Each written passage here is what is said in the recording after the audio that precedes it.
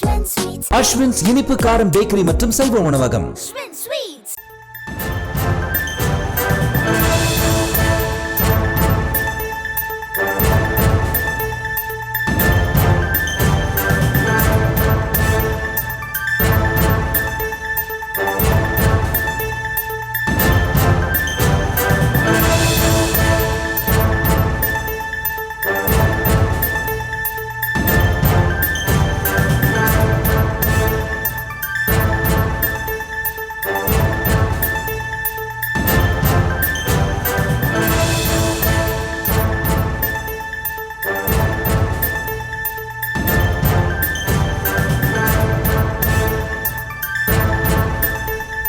ஈரோடு கிழக்கு இடைத்தேர்தலில் திமுக வேட்பாளர் சந்திரகுமார் தற்போது வாக்களித்து வருகிறார். அந்த காட்சிகளை பார்த்து வருகிறோம். காலை முதலே ஈரோடு கிழக்கு இடைத்தேர்தல் விறுவிறுப்பாக நடைபெற்று வரக்கூடிய நிலையில் முதலில் மாவட்ட ஆட்சியர் ராஜகோபால் வாக்களித்தார். அதனைத் தொடர்ந்து தற்போது திமுக வேட்பாளர் சந்திரகுமார் வாக்களித்து வருகிறார். அந்த காட்சிகளையும் பார்த்து வருகிறோம்.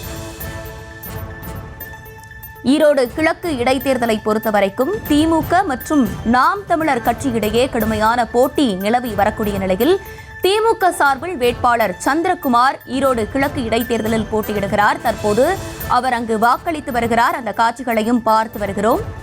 ஈரோடு கிழக்கு இடைத்தேர்தல் காலை முதலே விறுவிறுப்பாக நடைபெற்று வரக்கூடிய நிலையில் மக்கள் வரிசையில் நின்று வாக்களித்து வருகிறார்கள். தற்சமயம் ஈரோடு கிழக்கு இடைத்தேர்தலில் திமுக வேட்பாளர் சந்திரகுமார் வாக்களித்து வருகிறார்.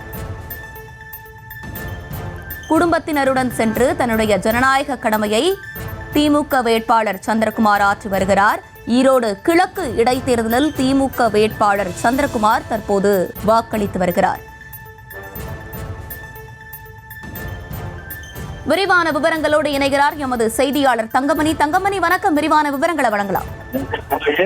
வணக்கம். ஈரோடு கிழக்கு சட்டமன்ற தொகுதி இடைத்தேர்தலில் போட்டியிடும் திமுக வேட்பாளர் தன்னுடைய ஜனநாயக கடமையை தற்போது ஆற்றியிருக்கின்றார். ஈரோடு கிழக்கு சட்டமன்ற தொகுதிக்கான இடைத்தேர்தல் காலை 7 மணி அளவில் தொடங்கி நடைபெற்று வருகிறது. இதன் ஒரு பகுதியாக தற்போது சூரம்பட்டி பகுதியில் உள்ள பிபிபி கிட்ஸ் பள்ளியில் தற்போது அந்த வாக்குச்சாவடி மையத்தில் திமுக வேட்பாளர் சந்திரகுமார் தனது குடும்பத்தினுடன் தற்போது தன்னுடைய ஜனநாயக கடமை ஆற்றியிருக்கின்றார். தொடர்ந்து அவருடைய குடும்பத்தினுடன் திமுக நிர்வாகிகளும் தற்போது அவருடைய வாக்கு செலுத்துவதற்காக வருகை தந்திருக்கின்றனர். சுமார் 100க்கும் மேற்பட்ட போலீசார் பாதுகாப்பு பணியில் ஈடுபட்டு வருகின்றனர். 30க்கும் மேற்பட்ட துணை ராணுவ படையினர் தற்போது இந்த பாதுகாப்பு பணியில் ஈடுபட்டு வருகின்றனர்.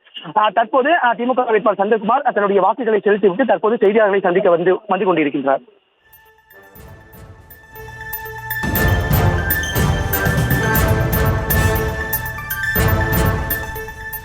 விவரங்களுக்கு நன்றி தங்கமணி.